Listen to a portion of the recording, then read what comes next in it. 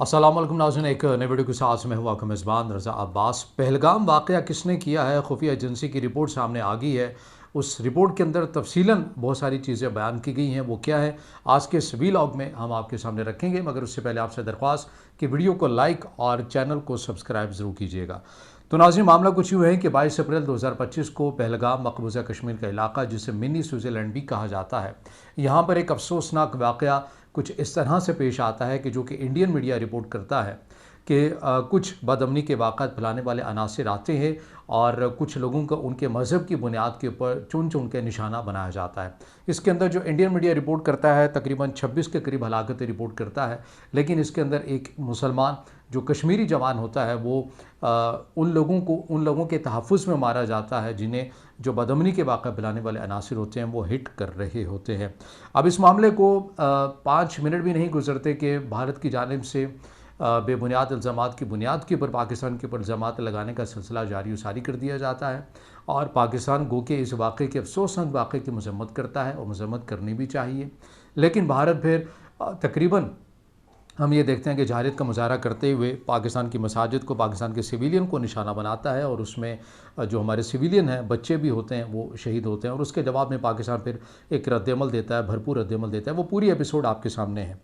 जो नई चीज़ मैं आपके सामने रखना चाह रहा हूँ वो ये कि इससे जुड़ी पहलगाम वाक़या बहुत सारी बातें हो रही हैं कि अमेरिका ने पाक भारत कशीदगी क्यों रुकवाई है, क्योंकि ऐसा लग रहा था कि कोई खुफिया रिपोर्ट या आलमी ममालिक की कुछ खुफिया एजेंसी इस मामले के ऊपर काम कर रही थी कि जिससे इस मामले की तह तक पहुंचा जाए कि पहलगाम वाक़या किसने करवाया है। अब ये रिपोर्ट कुछ इस तरह से जो हमारे सामने आई है वो मैं आपके सामने रखता हूँ और किसकी तरफ से आई है वो चीज़ भी मैं आपके सामने रखता हूँ। अब इसमें ये कहा गया है कि इस रिपोर्ट में कहा गया है कि हालिया दिनों में पाकिस्तान ने अफ़गान तालिबान के गिरद घेरा तंग कर रखा था। पहली दफ़ा सैकड़ों खवारिज को जहन्नम वासिल किया गया था। इस दबाव से तंग तालिबान ने कश्मीर में अपने पुराने साथियों से राबता करके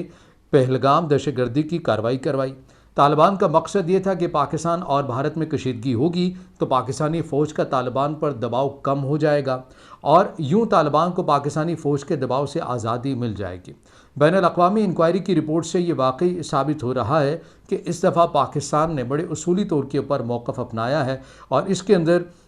ये बातें की गई हैं कि दरअसल पहलगाम वाक़या पाकिस्तान और भारत के दरमियान लड़ाई की एक कोशिश थी जिसका फ़ायदा तालिबान को मिलना था, मगर इंक्वायरी के बाद से बैरूनी ममालिक की सोच बदल गई है। इस बड़े इंकशाफ ने जंग को टालने और सीज़ फायर की तरफ बढ़ने में मदद भी दी है। अब ये जो रिपोर्ट कहाँ से सामने आई है, ये इंकशाफ आप ये कह सकते हैं कि ये इंकशाफ किया गया है। पाकिस्तान के नामवर सहाफ़ी हैं सुहेल बड़ाइच, उन्होंने अपने आज के जो जंग अखबार में कॉलम छपा उसके अंदर ये चीज़ लिखी है और ये इंकशाफ किया है। अब इन्होंने इस चीज़ को कोट नहीं किया जो मैं ज़रूरी समझता हूँ यहाँ पर बयान करना। इन्होंने कहा कि बैनुल-अक़वामी इदारों की ये रिपोर्ट सामने आई है। कौन से बैनुल-अक़वामी इदारों की रिपोर्ट आई है? बैनुल-अक़वामी इदारे बहुत से हो सकते हैं, किसी इदारे का नाम भी होगा या फिर इस सारे पहलगाम वाक़े की कोई ना कोई तहक़ीक़ात कर रहा होगा। वो कौन सा इदारा था जो तहक़ीक़ात कर रहे थे या किन किन ममालिक की खुफिया एजेंसीज़ थीं जो इस मामले के अंदर शरीक थी, जो इस मामले की इंक्वायरी कर रही थी और ये रिपोर्ट हतमी तौर के ऊपर सामने आई। इस हवाले से कॉलम के अंदर कुछ भी नहीं कहा गया और यही वजह है कि इस कॉलम की ऊपर सवालात भी उठ रहे हैं कि इस इंकशाफ तो कर दिया गया लेकिन इसके अंदर पूरी बात मालूमाती बुनियाद जो है, मालूमात की बुनियाद के ऊपर जो गुफ्तगू है, जो मुस्तनद गुफ्तगू आप जिसे कहें या सबूतों के साथ गुफ्तगू कहें, वो हमें नज़र नहीं आती, जिस हवाले से बातें भी की जा रही हैं। इस हवाले से पाकिस्तान के 1 से 2 तकरीबन बायनास बड़े सहाफ़ी हैं, तहक़ीक़ाती ही सहाफ़ी हैं, उन्होंने हुकूमत वक्त से इस बारे में ज़िक्र किया, जो कि सुहेल बड़ाइच साहब ने कॉलम भी लिखा। तो उन्होंने कहा कि नहीं, हमारे इल्म में ऐसी कोई रिपोर्ट नहीं है। अगर कोई ऐसी रिपोर्ट आएगी तो पाकिस्तान उसको ज़रूर देखेगा, लेकिन अभी तक पाकिस्तान, रियासत पाकिस्तान की हद तक ऐसी कोई रिपोर्ट या ऐसी कोई इंक्वायरी या ऐसा कोई इंकशाफ रियासत पाकिस्तान के पास नहीं है कि पहलगाम वाक़या अफ़गान तालिबान ने करवाया है। अब सुहेल बड़ाइच साहब का ये कहना है, जो उन्होंने जिस बुनियाद के ऊपर ये लिखा है कि पहलगाम वाक़े से पहले अफ़गान पनाह गुज़ीनों को बहुत तेज़ी के साथ पाकिस्तान भेज रहा था और जो खवारिज हैं वो भी सरहद पार करने की कोशिश करते थे और उनके अगेंस्ट बर वक्त कार्रवाई करके उन्हें जहन्नम हासिल किया जाता था। तो आप ये देखिए कि पहलगाम वाक़े के बाद वो तमाम चीज़ें रुक गई हैं। जो सरहद से बदअमनी के वाक़यात हो रहे थे उस तरह उनको काउंटर नहीं किया जा रहा, ग़ालिबन वो यही मुराद ले रहे। और दूसरा ये कि अफगान पनाहगज़ीनों को तेज़ी के साथ नहीं भेजा जा रहा। तो इसलिए वो ये कह रहे हैं कि इस बुनियाद के ऊपर वो अपना इस्तदलाल करते हुए नज़र आ रहे हैं कि इस बुनियाद के ऊपर अफगान तालिबान की जानिब से अपने पुराने साथियों को हरकत में लाकर ये पहलगाम का वाक़या करवाया गया ताकि पाकिस्तान और भारत के माबैन कशीदगी बढ़े और पाकिस्तान को जो फुल फोकस है वो भारत की तरफ हो सके। अब इसमें जो जिन तंजीमों का नाम लिया जा रहा है